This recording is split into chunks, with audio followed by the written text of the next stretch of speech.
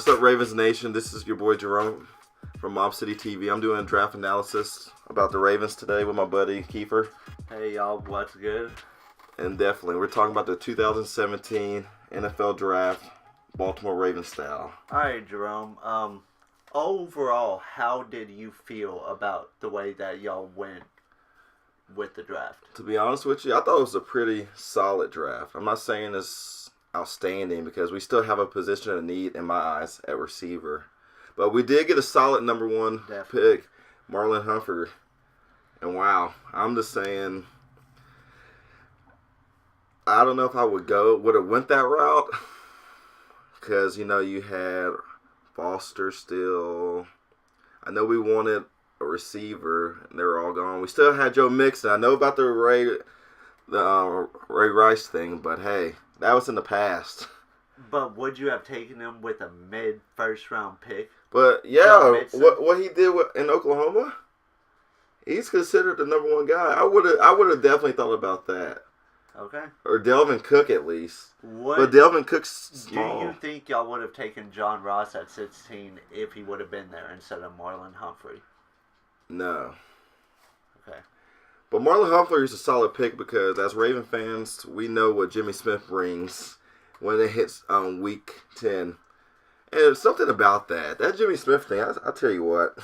This is his last year with me liking him if he doesn't stay healthy. But, yeah, Marlon Humphrey right now. I say that's a solid pick because we can make him learn. He can be a red shirt type of guy, fill in if need. Do you think Marlon Humphrey steps in as the number 2, or does he go into the slot? Like, where is he best suited on the field today in your eyes? Oh, today? With the way this team a number 2 behind Brandon Carr. Okay. Number 2. So then you have Brandon Carr starting, like, number 1. Yes, but if it's, well, no, I have Jimmy Smith starting number 1. Okay. If we can switch, if Brandon Carr does bad, he can step in for Brandon Carr and start at that number 2 spot. So then I guess you got Tavon Austin penciled in. At number 3, slot. I pencil him in as a hybrid because, if it's a really fast, shifty guy that Marlon Humphrey can't do, if Brandon Carr sucks that bad for us, Tavon Young can do that. Well, then, I mean, would you say it was somewhat of a reach then for y'all to go after a 4th cornerback then with the number 16 pick whenever you have so many holes on the offense like you were stating, wherever I say yes. Wide receiver, Y'all had y'all's pick at the best offensive lineman inside the draft at number 16. You still had O.J. Howard. God. But we have so much tight ends, which, anyways. But I say it was a reach for the future. It's definitely a future investment. It's like it's like a Bugatti in the garage right now. You know what I mean? Just letting it sit there and marinate, and then you're being like, either I sell it or let's start driving this bad boy. So then he's there for in case Brandon. He's luxury, yes. He's there for insurance. Yeah, and he's insurance. Yeah, he's a red shirt guy. You know what I mean? He's like a red shirt freshman. Ooh, I don't think that is what Ravens Nation wanted with their first round draft pick this year, though. But we had to because our 2 offensive guys we really wanted wasn't there, and we weren't reaching for. But you had O.J. Howard there. But we have 5 tight ends though that we can equal O.J. Howard's talent levels if they stay healthy.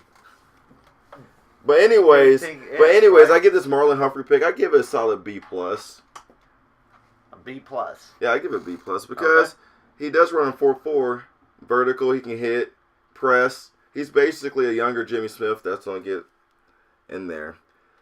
Okay, and in the 2nd round, y'all went after outside linebacker Tyus Bowser out of Houston. How did you feel about that? Yeah, when I saw that, I was pretty lost. I was like, all right. I actually need to look him up a little bit to see what he brings because I saw a little bit of him when he played Louisville this year. I saw a little bit of him. I was like, man, this guy can play, but can he play on that talent level of the NFL? I know he was in the Big East and everything. Yeah. Okay. At 6'3", 247 pounds, do you see that as fitting the prototypical size that you want inside of an outside linebacker. Yeah, because he's going to get bigger. He's gonna put at least 15, 20 pounds on him. And he's getting taught by Terrell Suggs. Okay, and I guess the thing Ravens Nation would probably want to know is...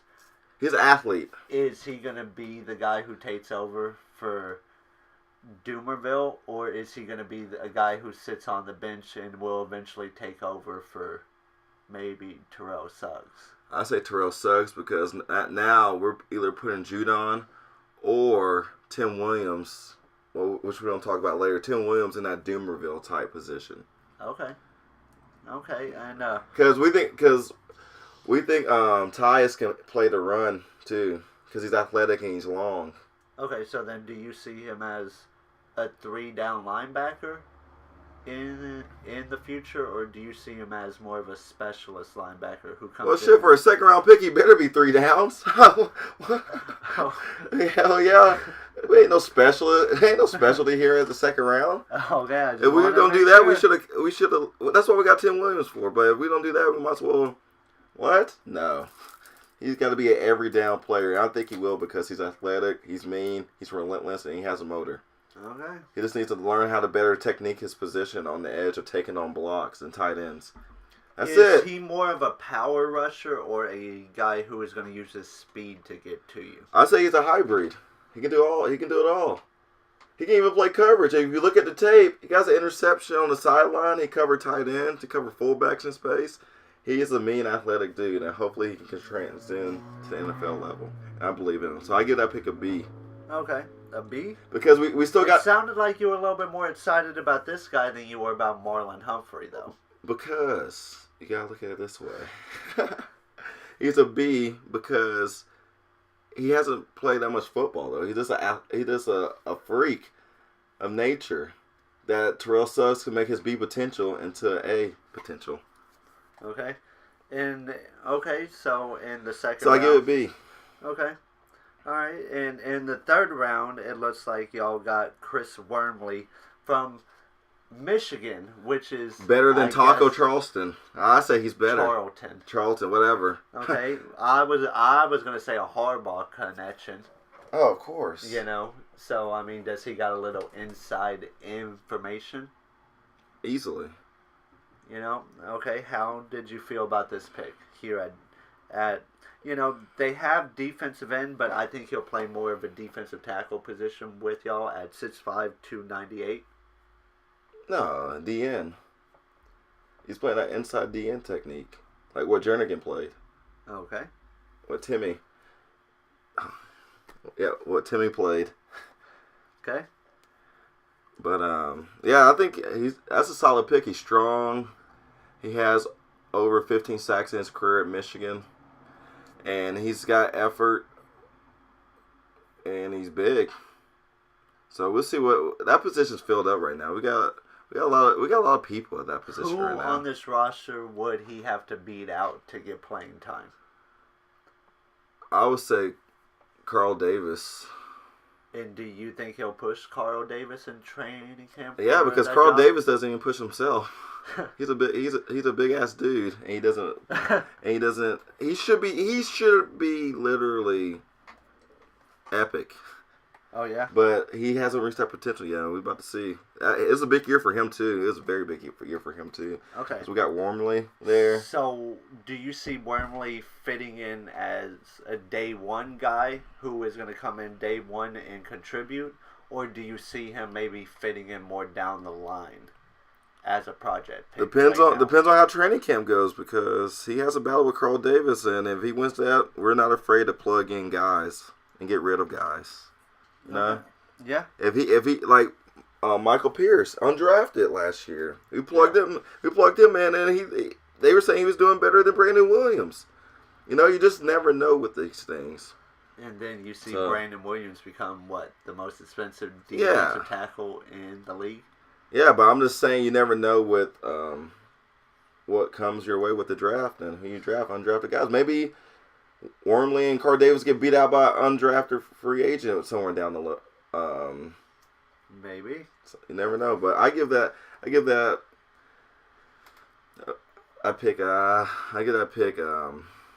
B minus because he does have sack potential and pass rush. Okay,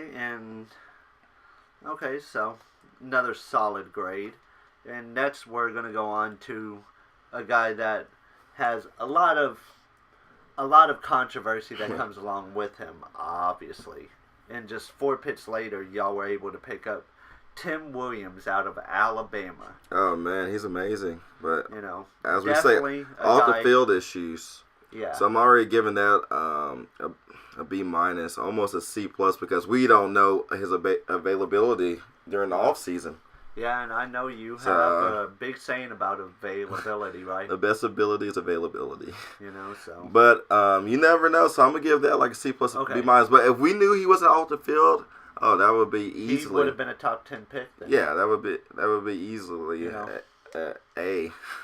So because you're rolling the he dice. has one of the best first steps. Oh yeah. In this year's draft. Well, I seen him do against Florida, which I'm also a Florida Gator fan. What he did against Florida, wow. But if he can do with the off the field issues and become that player he needs, now that's right there is the special pass rusher we need, and the Doomerville. The Doomervilles. We could put him in the Doomervilles of the Baltimore Ravens. Okay. Not back in the Bronco days, but the Baltimore Raven days. So it sounds like Tim Williams has a lot of expectations coming into training camp to go. Because he's to go ahead and buckle down and do. But I think he will because Ozzie and the Alabama connection. He has some Alabama players in C.J. Mosley. Second Alabama pick. Marlon Humphreys. They played draft. together. Ozzie's going to be there.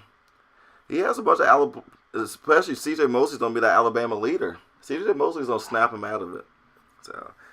So if he snaps him out of it, what a steal that was. That could be steal of the draft. But we'll see. So C plus B minus just because he's got off-field issues. Okay, and then in rounds 4 and 5, it looks like y'all got 2 offensive guards. Nico Saragusa. And the other one I am going to call Jermaine Big E. Because I do not know how to pronounce his last name. But he's very big. They're both about 6'4", Big E is about 15 pounds heavier at about 335. So, how do you feel about that? Oh, Nico's going to be a beast. I consider him the next Marshall Yanda easily. Wow. His run, or the next KO. Sorry to say, wow. KO. Wow, you have some big expectations for this guy. If people watch the tape of him, his pulling, his run blocking, his pass scheme, his pass blocking, you're literally talking about the whole package. He knows how to do hand placement. He can fight that shoulder to get over the top on the run zone schemes. He can pass block because he's short to the ground. Pad level's low. I'm telling you, we got one of the best guards. If we make him a guard. I don't know. We're talking about center, but I think we should just keep him a guard. I don't know. Him and Stanley. We don't have a young, strong offensive line. And I'm glad that Yanda can literally make Nico the player. Do you think Alex Lewis kicks back out to tackle? Yeah, I think so. Yeah, they told me putting him at center, but he never played. He really never has played center either. So why not just make it Jensen and Usual as our centers? Go ahead and go with another small, undersized. But hey, draft next year, draft a big center next year, and then boom, we got a young offensive line. I wouldn't call it Cowboys. I call it better than the Cowboys next year. Okay, now. Now you know that's a lot of bullshit. Now, okay, so we won't go that far, but we'll say. So I definitely give the Nico pick a B plus, and the big dude from England. I don't know. He's a project. We can almost put him at right tackle, and he played right tackle at A&M. Well, I'm sure you saw that. I don't know. Well, I'm sure you saw the tweet from, Jerome. Yeah. He said, he's over here making threats already. saying, I'm not a developmental player, I'm just a football player.